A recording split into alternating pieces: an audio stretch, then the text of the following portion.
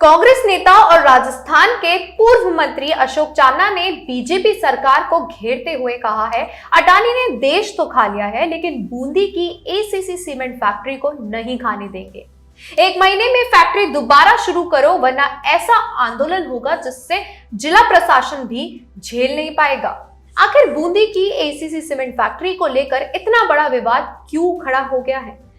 क्यों अशोक चांदना ने सरकार और अडानी ग्रुप के खिलाफ मोर्चा खोल दिया है और क्या सच में हजारों लोगों के रोजगार पर संकट मंडरा रहा है? नमस्कार दोस्तों, मैं हूं विशाखा मेहरा और आप देख रहे हैं गोल्डन हिंद न्यूज।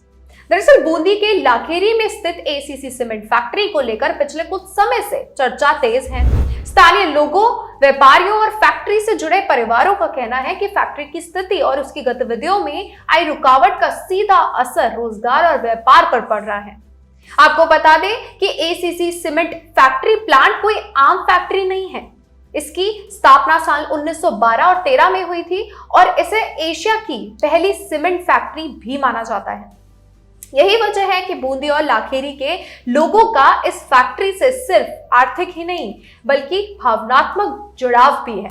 अशोक चांदना का कहना है कि ये फैक्ट्री हजारों परिवारों की रोजी रोटी का सहारा है। उन्होंने दावा किया है कि फैक्ट्री से सीधा लगभग 20,000 लोगों का रोजगार जुड़ा हुआ है।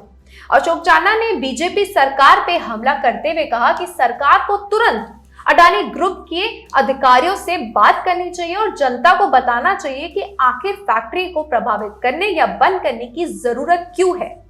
उन्होंने साफ चेतावनी दी है कि अगर 1 महीने के अंदर फैक्ट्री को दोबारा पूरी तरह से शुरू नहीं किया गया तो बूंदी में बड़ा जन आंदोलन शुरू किया जाएगा। आगे उन्होंने कहा कि ये सिर्फ सियासी मुद्दा नहीं है, इस आंदोलन में व्यापारी, मजदूर, किसान और आम नागरिक भी शामिल होंगे।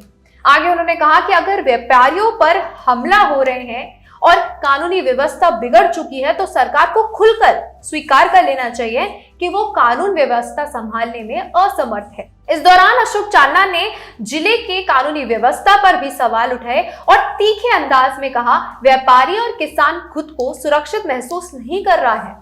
अगर सरकार लोगों को सुरक्षा नहीं दे सकती तो फिर किसान और व्यापारी अपनी व्यवस्था खुद कर लेंगे। लेकिन जब सुरक्षा देने की बात आती है तो जिम्मेदारी निभाते नजर नहीं आती है। अगर लोगों की सुरक्षा तक सुनिश्चित नहीं कर सकी सरकार तो इससे ज्यादा निकम्मी सरकार हो ही नहीं सकती। लाखेरी का ये ऐतिहासिक प्लांट बूंदी की आन बान शान है और इससे कमजोर या बंद होने देना पूरे क्षेत्र के विकास को प्रभावित कर सकता है। फिलहाल इस मुद्दे को लेकर सियासी बयानबाजी तेज हो गई है। एक तरफ अशोक चांदना सरकार पर दबाव बना रहे हैं तो दूसरी तरफ स्थानीय लोगों की नजरें भी सरकार, जिला प्रशासन और एसीसी सीमेंट के अधिकारियों के अगले कदम पर टिकी हुई है। आपकी क्या राय है इस पूरे मुद्दे को लेकर? कमेंट सेक्शन में कमेंट करके जरूर बताइएगा और इसी जानकारी के लिए बने रहिए गोल्डन हिंद न्यूज के साथ। तब तक के लिए नमस्कार।